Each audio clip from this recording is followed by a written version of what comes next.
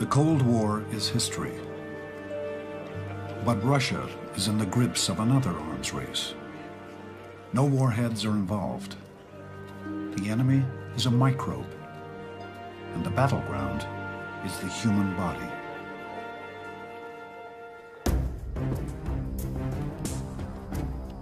The race between predator and prey is a driving force in evolution.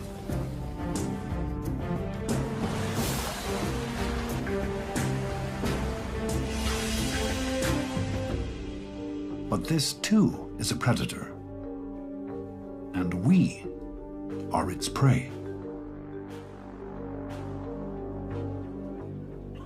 Russia's crowded prisons have spawned the evolution of a deadly new microbe, resistant to our best medicine.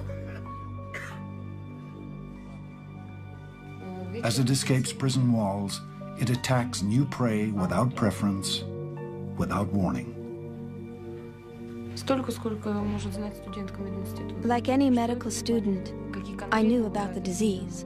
I knew its symptoms. But I had no idea it could be like this. Now the killer is spreading beyond Russia, and everyone is fair game. The arms race between humans and microbes cannot be won by drugs alone. But if we learn to harness evolution, we may reach a truce with our mortal enemies.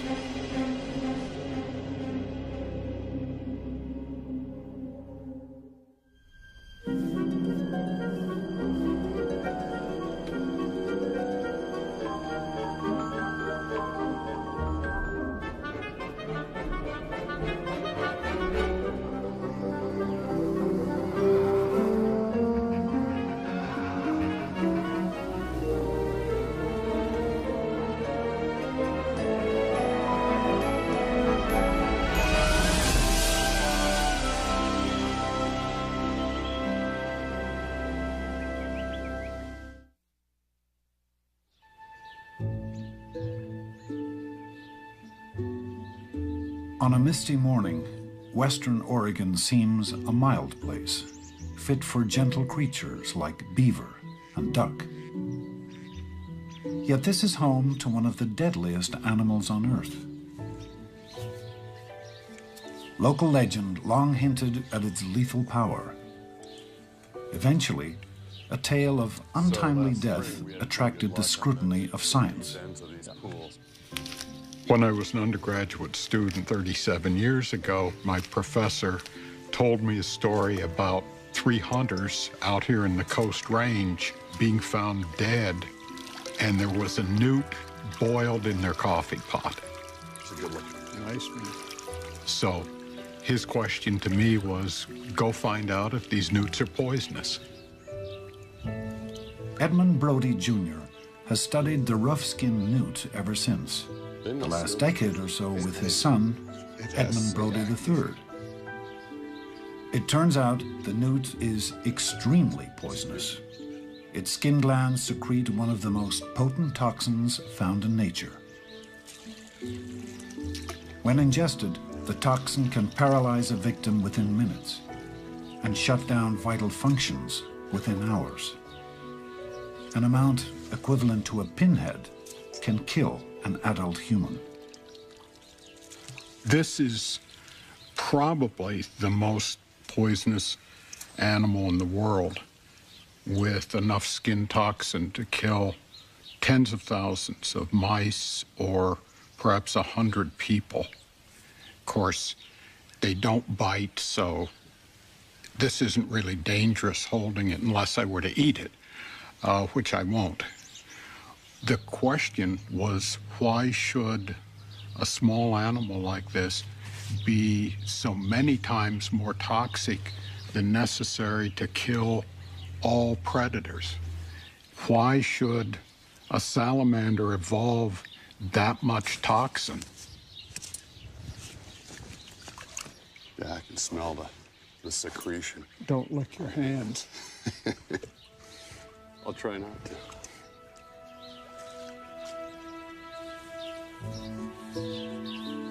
No environmental factor can explain the evolution of the newt's extreme toxicity.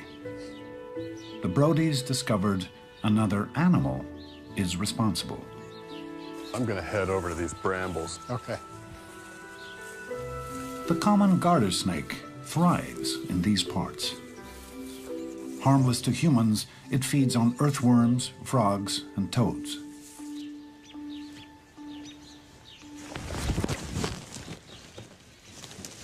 But there's one prey in the snake's diet a few other predators ever touch. She's got a food item. Oh, yeah. Look at that. It's a pretty big object. I don't know if it's big enough to be a newt, but it could be. Come on, honey. Here it comes. Yeah, here it is. Hey, how about that? It had eaten a full-sized male newt. Yeah. This species of garter snake is the predator that we think is driving the evolution of the high toxin levels in the newts.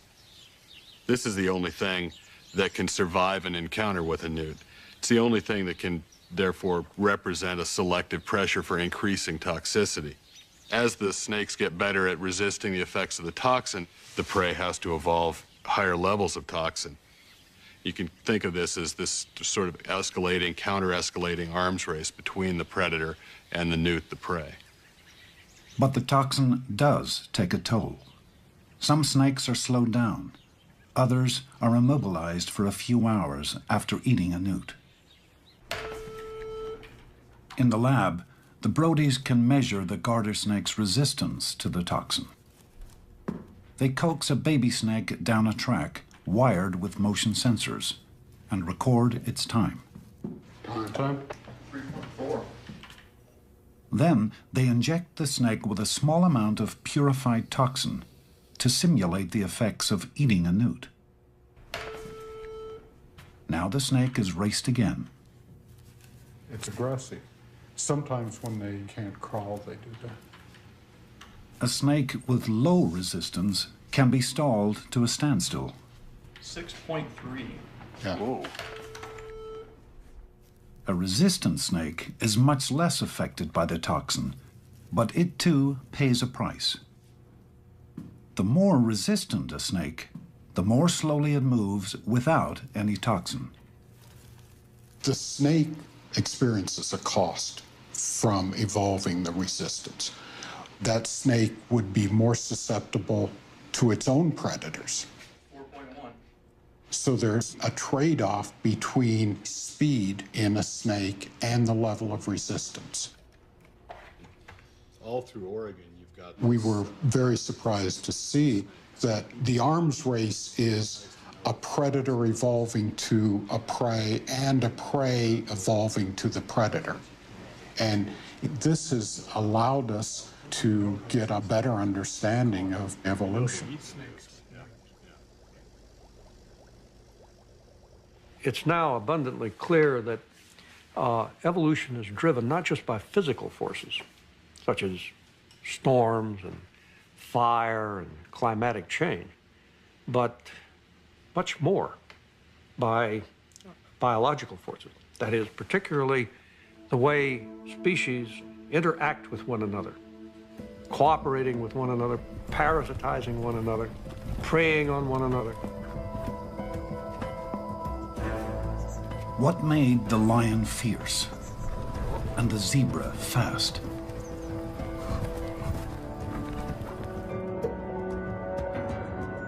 What sparked the development of tooth and claw? The deadly dance of predator and prey drives evolution.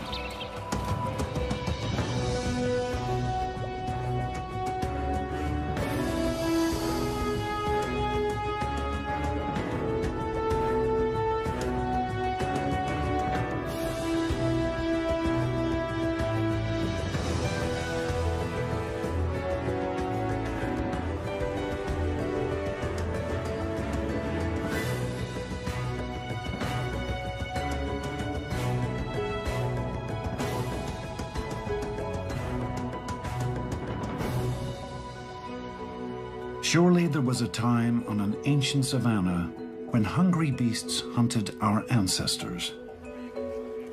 Perhaps the hot breath of carnivores once drove our own evolution and made us faster, stronger, or smarter. But today, we have only one kind of predator left to fear. Microorganisms that cause disease consume us from the inside out. The human body is the food that fuels their rapid-fire reproduction. Some bacteria can reproduce 1,000,000 times more quickly than we do. These microscopic predators have cast a long, dark shadow on our history.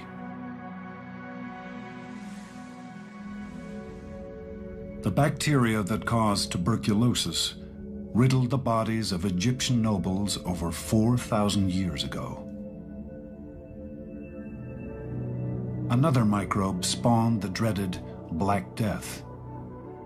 In the 14th century, bubonic plague killed 1 in 3 Europeans. The influenza virus claimed some 20 million lives on the heels of World War I. We were virtually defenseless against infectious disease until recently.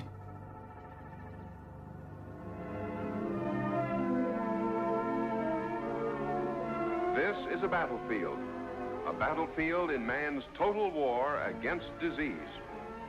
Here, man has locked his heaviest artillery against premature death. Antibiotics, the miracle drugs of our time. In the 20th century, scientists began to focus on the chemicals that microbes produce to attack each other. Perhaps some of these compounds would kill disease organisms without harming the human body. The first so-called antibiotic, penicillin, saved countless lives in World War II. Now doctors had a weapon to fight the infections that commonly killed soldiers wounded on the battlefield. By the 1950s, hundreds of antibiotics were on the market. Defeating deadly germs seemed like child's play. In 1969, the U.S. Surgeon General declared it was time to close the book on infectious disease. He spoke too soon.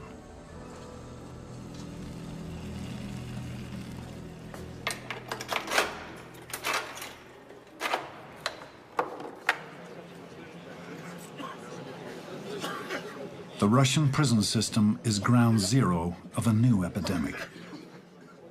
An old killer is back with a vengeance. Since the collapse of the Soviet Union, Russia's incarceration rate has soared to the highest in the world. More than 1 million inmates are confined to a penal system designed for a fraction of that number. But overcrowding, poor nutrition, and scant sanitation are not the worst of a prisoner's nightmares. Now, tuberculosis stalks these men. The bacteria that cause TB can lie dormant for decades in a healthy person. But if the immune system is weakened, the microbes begin to multiply and consume the lungs. Prisoners are malnourished. Many of them are alcoholics. Many of them are smokers. And just the stress of being in prison, all these factors together make you very, very susceptible to probably not only being infected with TB, but also coming down with active disease. When a person with active TB coughs or even speaks, he expels contagious droplets that linger in the air for hours. The next victim needs only to inhale to be infected. At least 100,000 inmates have active TB, but antibiotics are in short supply. Many men will die before their terms are up.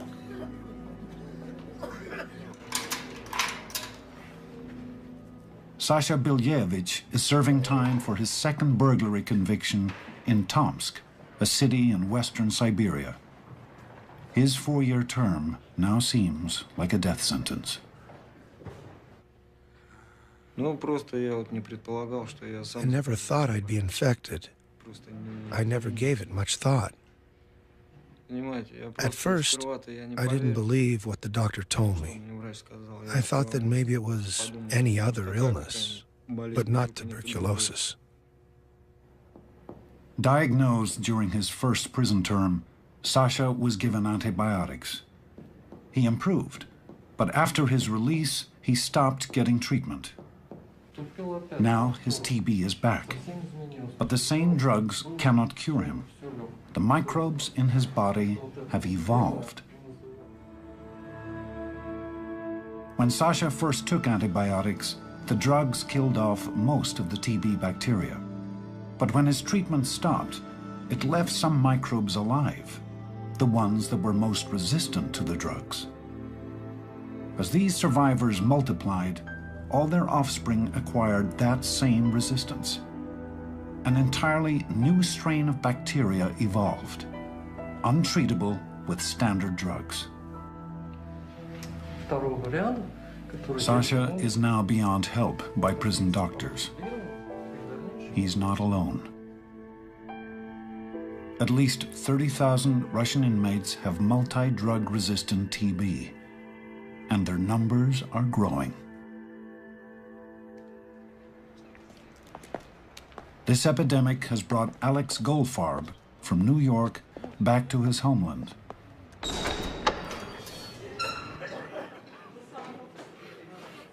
Working with Russian authorities, he's developing a pilot program in the Tomsk prison to change the way TB is treated. This prison system is the ideal incubator for those drug-resistant strains. Russians have been using inadequate treatment regimens, particularly in prisons, for the past decade. They use low-quality drug, they never finish the treatment course, and as the result, these resistant strains are spreading on their own through coughing, and that's a major problem. For drug-resistant cases, Goldfarb has a small supply of so-called second-line drugs. Far more expensive than standard TB treatments, second-line drugs can cause dangerous side effects.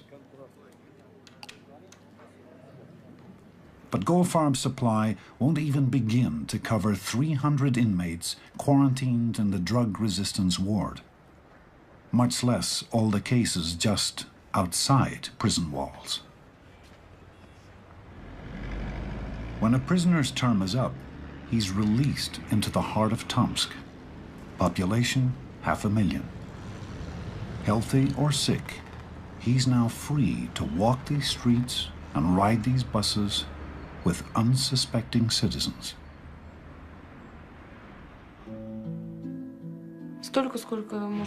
Like any medical student, I knew about the disease.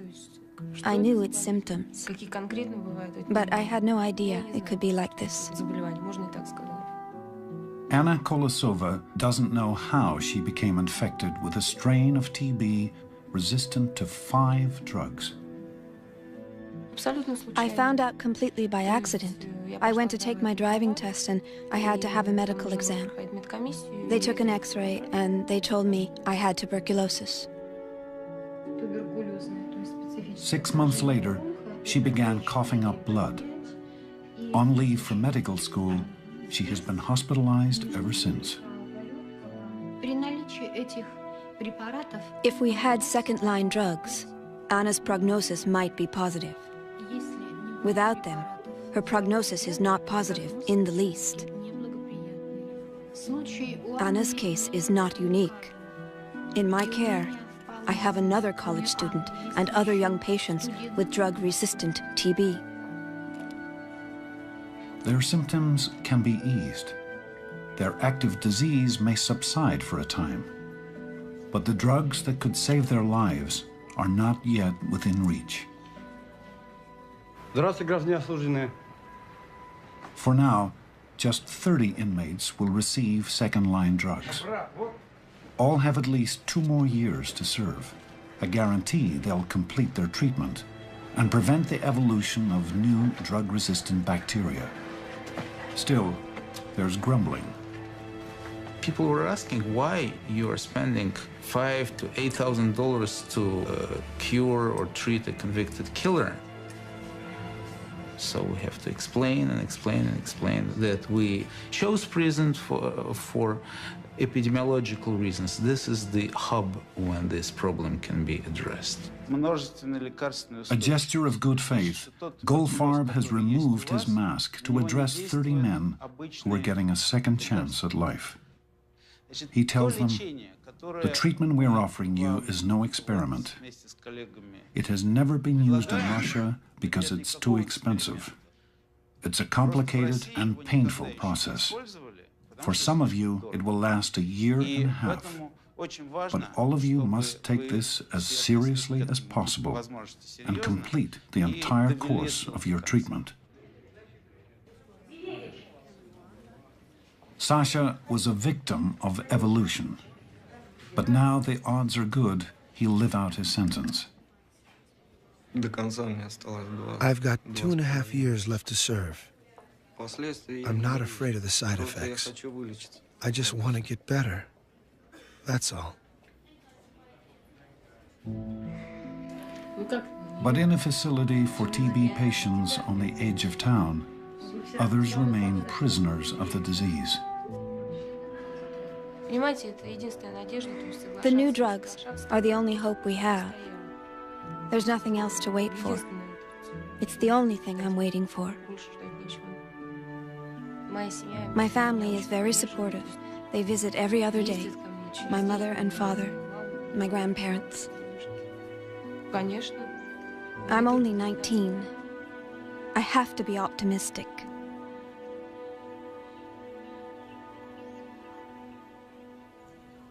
Siberia once seemed the most remote spot on Earth. Not anymore. Planes, trains, and highways now crisscross Russia. Strains of drug-resistant TB have spread to thousands of citizens, and some are leaving the country.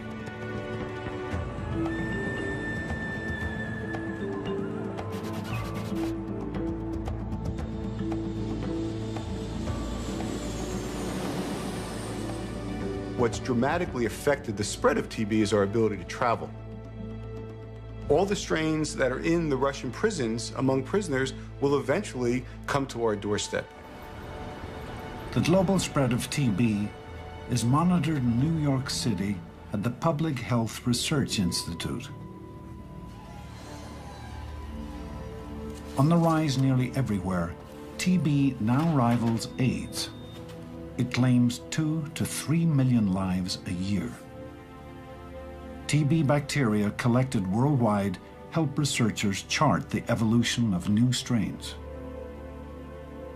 DNA extracted from the bacteria can be displayed in a barcode pattern, a genetic fingerprint of the enemy for Barry Chrysworth.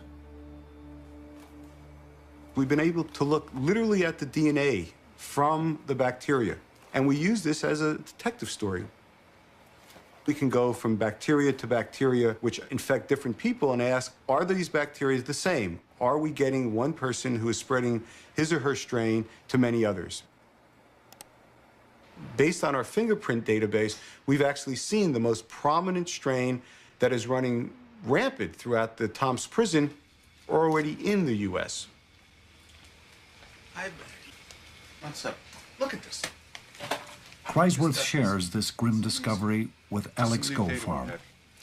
So this is a fingerprint of that 148 strain that we see all over the Tomsk prison. It's that multi-drug resistant strain. Look at this one. Same exact pattern. Yes. But this isn't from the prison. This is from a New York patient we received from the Department of Health in New York City. Uh-huh. It's identical. Is he a Russian? Well, this is a Russian who has MDR-TB. So I think it's a nice find, but it's a scary one, too.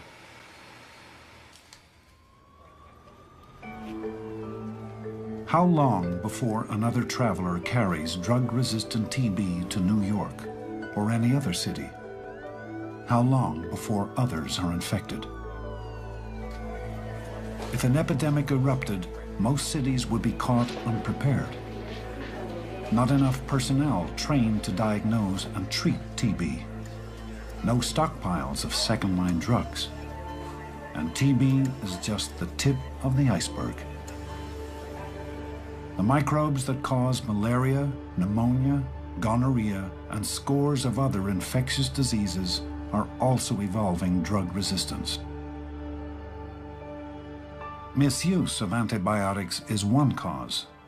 Overuse is another.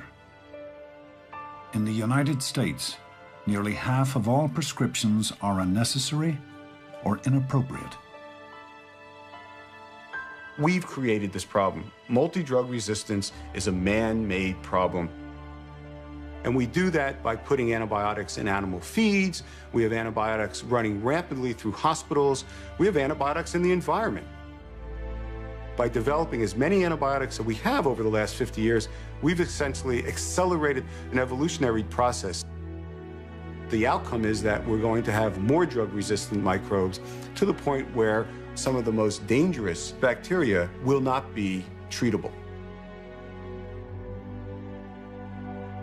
We're racing against the microbe every day, and unfortunately, we're losing. It's an arms race without end. The more drugs we launch at microbes, the more resistance they evolve. Maybe it's time to change our strategy.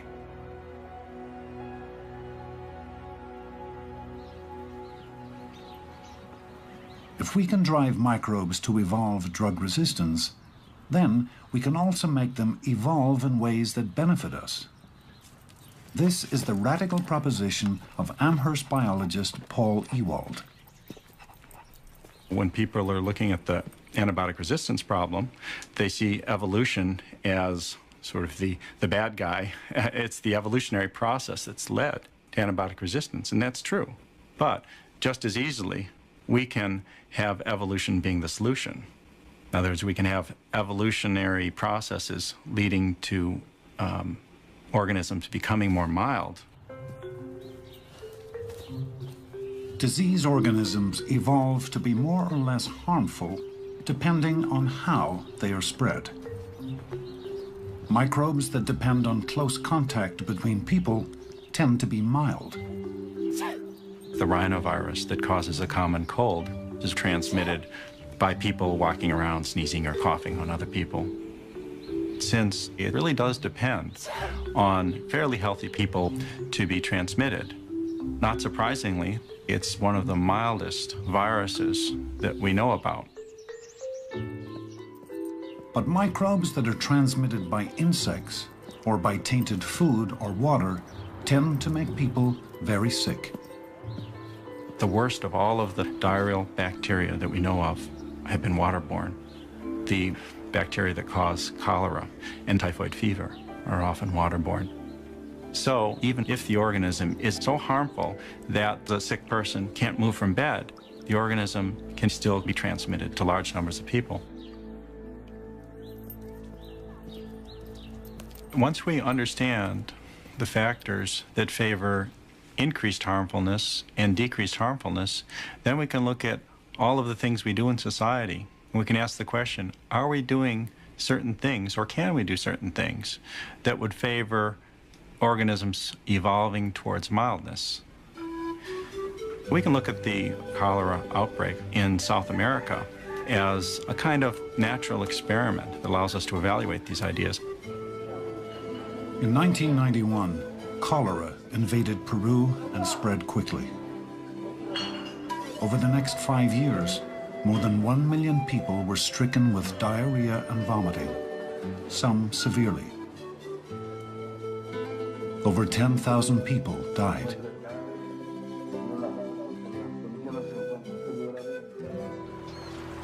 The disease was transmitted through water contaminated with human waste, or through food that was washed or handled by infected people. there's a significant margin. Ewald collected strains of cholera bacteria from South America and measured the amount of toxin they produced, an indication of their virulence. Over time, he would document evolution in action. If you have contaminated water allowing transmission, we expect the cholera organism to evolve to a particularly high level of harmfulness, and that's exactly what we see. We find that bacteria that had invaded countries with poor water supplies evolved increased harmfulness over time. They've actually become more toxigenic. They produce more toxin than they did at the outset.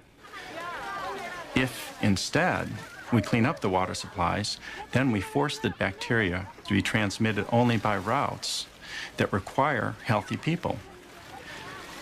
And what we find is that when cholera invaded countries with clean water supplies, the organism dropped in its harmfulness. Those bacteria evolved lower levels of toxin production. They actually became more mild through time. People would still be getting infected, but the infections would be so mild that most people won't even be sick. So the cholera outbreak in Latin America suggests that we may need only a few years to change the cholera organism from one that would often kill people to one that hardly ever causes the disease. What we're suggesting here is that we can domesticate these disease organisms very much in the same way that we've domesticated other organisms that are potentially harmful. For example, wolves have been harmful to us throughout our evolutionary history, but through domestication, some wolves have evolved into dogs that instead of harming us, actually help us. And I think we can do the same thing with these disease organisms. Working with evolution instead of against it, we might eventually subdue even the deadliest microbes. Evolution has already forged such surprising truces. Okay. Most wild cats have evolved a way to live with a virus closely related to one that is decimating humans. The story was unraveled by Stephen O'Brien, here at the National Zoo to examine a tranquilized cheetah. Well, we originally became interested in the cats because I was interested in the interplay between infectious diseases and the genes of the species that suffer them. We began working with cheetahs and subsequently started to study each of the 37 different species in the cat family. What we're learning from them is that they are mirrors of evolutionary processes in humans. It all began in the 1980s, when O'Brien became concerned that small populations of endangered cats were especially vulnerable to the ravages of infectious disease. Then he heard that domestic cats were falling prey to a newly discovered and lethal virus, the feline immunodeficiency virus, or FIV. FIV is associated with very skinny and malnourished and wasting disease in house cats, and that disease was the result of the collapse of the immune system. So the parallels with human immunodeficiency virus were very strong. I was curious as to whether or not the virus had also been able to infect non-domestic cats. O'Brien had collected biological specimens from thousands of wildcats around the world. He began to screen them for the presence of the virus. Well, when we did that in cheetahs from East Africa and the pumas in the Rockies and the ocelots down in the Andes and the lions in the Serengeti, it turned out that virtually every species of cats on the planet had been exposed to and infected with a version of feline immunodeficiency virus. Well, I was terrified because I thought that we were just a heartbeat away from an epidemic that was going to decimate some of these cats. And since 36 of 37 of these cat species are already considered endangered or threatened, then this could be the final wallop. For years, O'Brien feared the worst. He urged zookeepers and game wardens around the world to test their animals for the virus and to watch for AIDS-like symptoms. What we discovered, though, over time, is that these cats were really not getting ill. It was as if they had somehow come up with a resistance to a fatal virus. O'Brien's research suggests FIV first infected the cat's ancestors around 1 million years ago. It decimated the animals. But a few cats carried mutations that made them resistant to the virus. These survivors passed on their protective genes to their offspring and to most wildcats alive today. Over time, the virus may also have evolved into less lethal strains. Today, wildcats and FIV have reached the end of a long evolutionary process and have adapted to each other. Humans and HIV only recently embarked on the path that might eventually lead to a truce. But the example of the wild cats convinced O'Brien there must be people endowed with mutations that protect them from HIV. He set out to find them.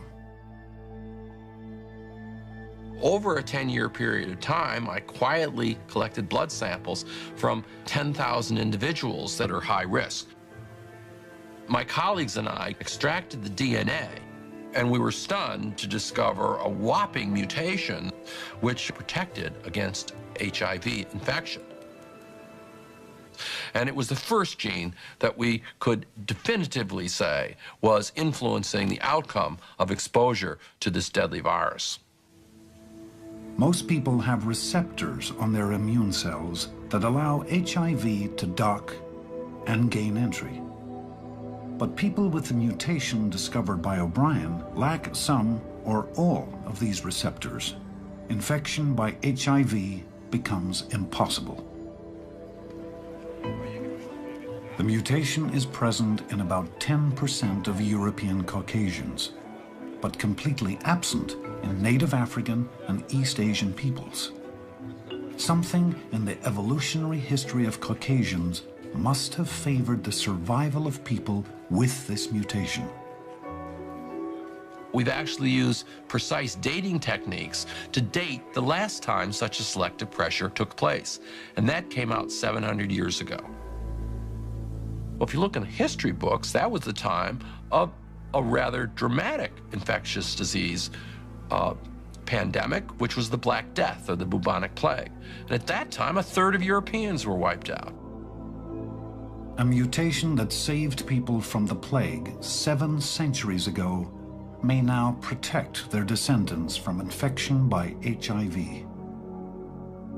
Today, when we scroll through the genes of cats or humans, we discover that they're littered with these footprints of historic epidemics that have defined the survival of today's living species.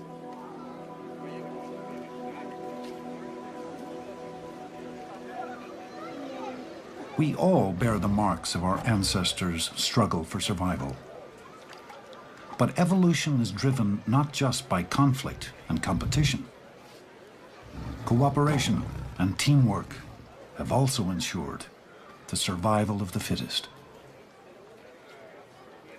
Toward the end of the 20th century, biologists began to realize that there's another force, equally important and responsible for the buildup of a great deal of the magnificent superstructure of the Earth's biodiversity, and that is cooperation, what we call symbiosis, and particularly mutualistic symbiosis. That is, intimate living together of different kinds of organisms in which there is a partnership which benefits both of the partners. Nature abounds in symbiosis. Many species depend on a partner for their very survival. A grouper enjoys a cleaning as tiny shrimp eat the parasites on its skin. Anemones give safe harbor to clownfish who bring food and chase off predators. With nectar and pollen, flowers entice birds and bees to help fertilize them. Most plants rely on fungi living on their roots to extract nutrients from the soil. And grazing animals could not digest their diet without the bacteria that live in their gut and break down plant matter. We too are symbiotic creatures. Beneficial bacteria cover every inch of our skin and the length of our intestines. They help digest food, produce vitamins, and keep dangerous microbes out.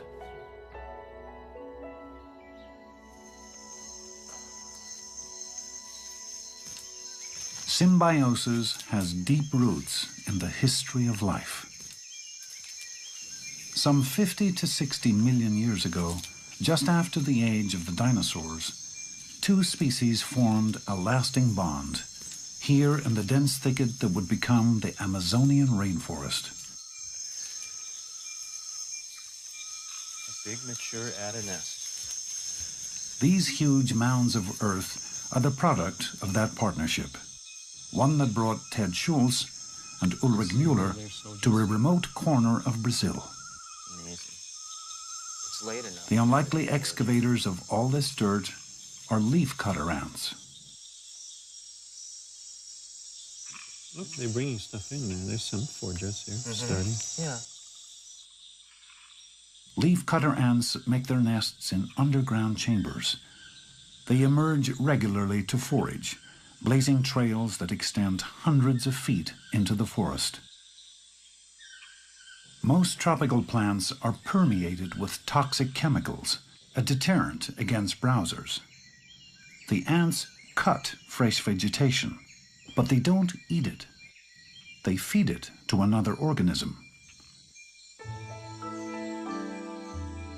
Foragers carry their cargo down into the nest and turn it over to smaller worker ants. They clean the leaf fragments and chew them into a pulpy mulch. Leafcutters cultivate a fungus that breaks down the toxins in the leaves and swells with proteins and sugars. This is the ant's food. Both the ants and the cultivated fungus are dependent on each other for living. The ants need the fungus as a food. They're dependent on it. You take away the fungus, they will die. In reverse, the fungus cannot do without the ants. So it's a mutual codependency. A mature colony of leafcutter ants can consist of as many as 8 million individuals, and they're the dominant herbivores of the New World tropics. They take an estimated 15 to 20% of all the fresh vegetation.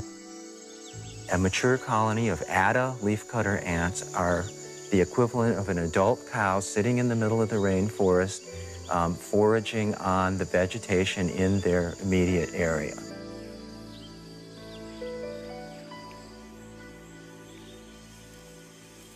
The entire rainforest is affected by the symbiosis of ant and fungus. To understand how it evolved, Schultz and Mueller collect ant nests throughout Latin America. Here's one. Where? Oh, yeah.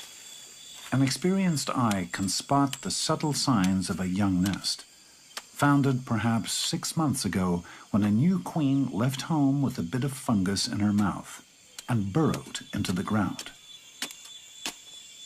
There it is. Beautiful. Opening a nest is a very exciting moment. Suddenly the cavity opens and you see the fungus garden. And then you may see the queen. There's the queen. Yeah. you. It's the size of a peanut. What we've learned from studying the ants is that you can have a long-term existence over 50 million years as an agriculturist. There's clear parallels between the ant agriculture and human agriculture. Both types of societies are dependent on cultivation of some other organism and have very sophisticated procedures how to promote the growth of these organisms. But human farmers are plagued by pests in their crops, while the ants' gardens seemed pest-free. A century of research had concluded that the ants are probably so adept at weeding that no infestation can take hold. A graduate student in 1998, Cameron Curry just didn't buy it. I actually had some people tell me that looking at diseases in the ant gardens was kind of a silly project, that the ants maintain their gardens free of diseases, and so why would you be going there to look for diseases? So I went out and collected ant colonies and I isolated pieces of the garden to see what was there other than the fungus the ants cultivated. He cultured 1,500 fungus samples, and the same aggressive mold kept showing up. When he removed the ants from a nest, he saw the mold devastate the fungus in a matter of days. So the ants did have a pest in their gardens. But how did they keep it so completely under control? Cameron began to wonder about a white, waxy coating on the body parts of some ants. What really intrigued him were the ants working deep in the gardens that were covered with the stuff. He asked the experts about it. In the past, people had just considered this to be some sort of nondescript secretion that was produced by the ants for unknown, probably uninteresting reasons. And Cameron was the first to put this waxy secretion under the microscope and notice it was not inert and lifeless, but it was actually alive. The wax turned out to be tangled mats of bacteria. But what shocked Cameron was these were the same types of bacteria that produce half the antibiotics used in human medicine. I remember my graduate advisor and I were laughing, thinking that wouldn't this be exciting if these ants have been effectively using these bacteria for production of antibiotics for millions of years, when humans only discovered this 60 years ago, and we thought at the time that this was maybe a bit far-fetched. Far-fetched, but true. It seems the ants have been using antibiotics to control the pest in their gardens for some 50 million years. So why hasn't the mold evolved antibiotic resistance?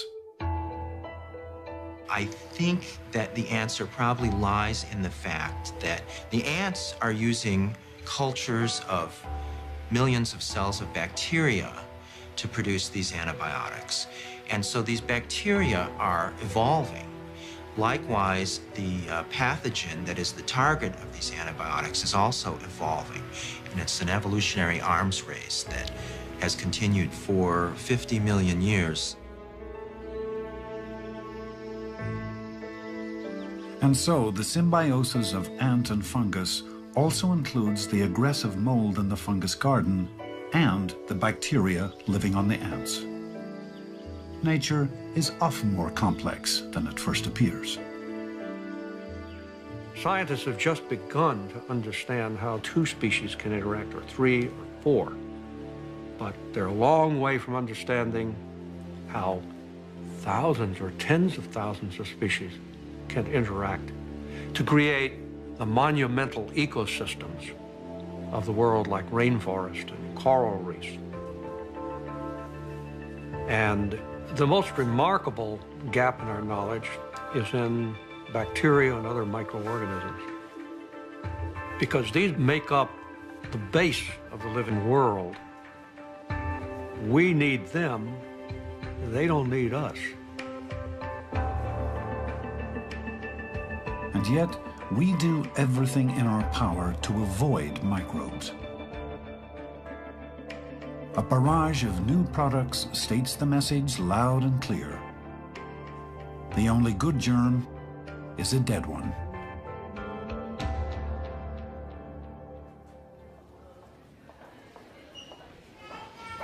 Are we making our world too clean? Consider the research of pediatrician Erika von Mutius. Das mal fester Schnauf, bitte. So richtig fest.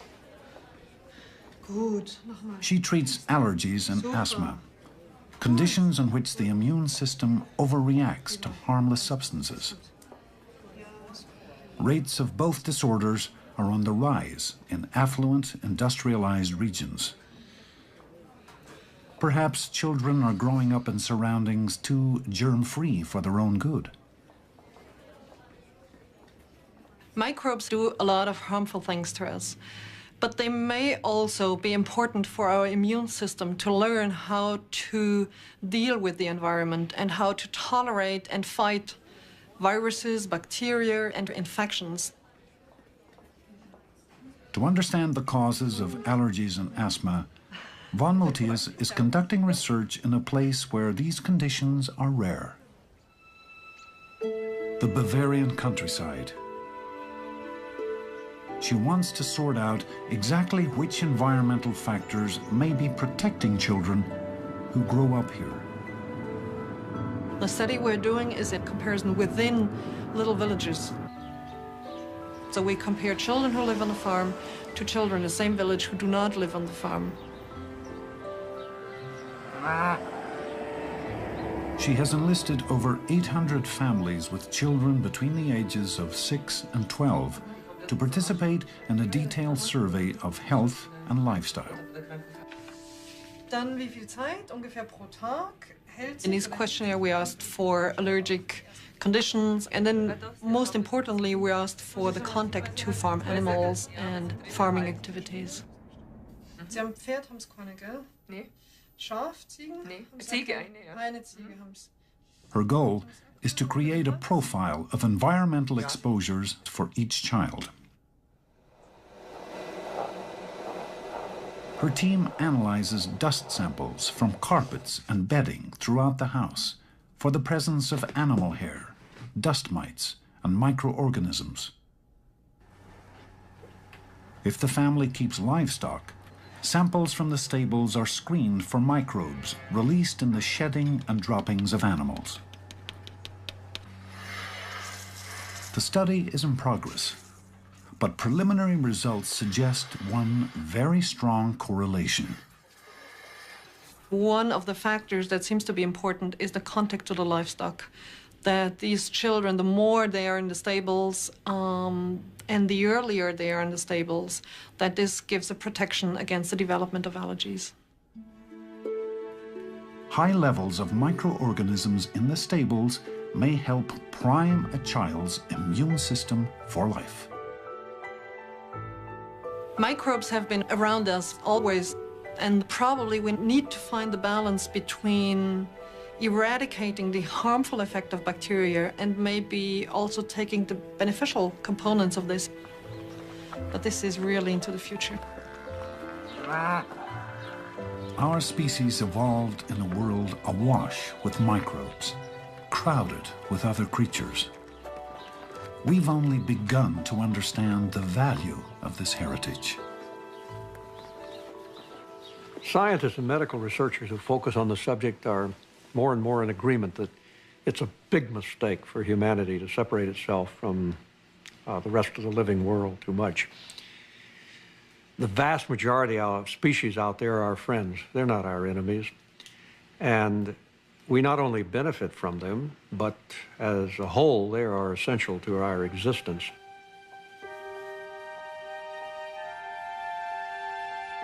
We're the fortunate heirs of more than 3 billion years of evolution that created this stupendous diversity. We need to learn a lot more about the living world and the way that humanity itself is affecting evolution.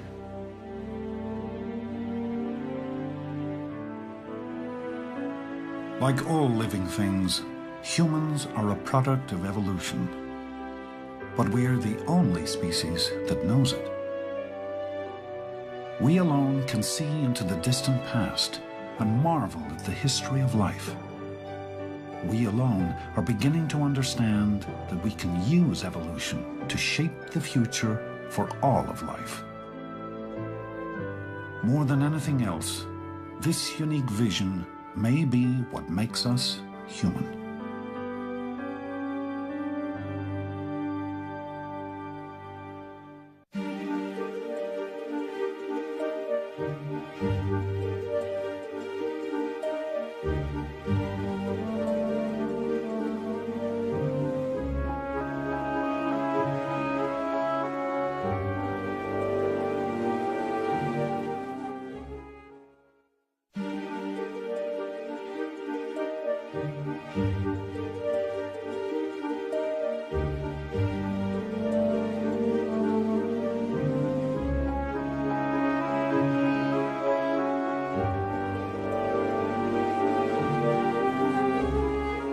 Continue the journey into where we're from and where we're going at the Evolution website. Visit www.pbs.org. The 7-part Evolution boxed set and the companion book are available from WGBH Boston Video. To place an order, please call 1-800-255-9424.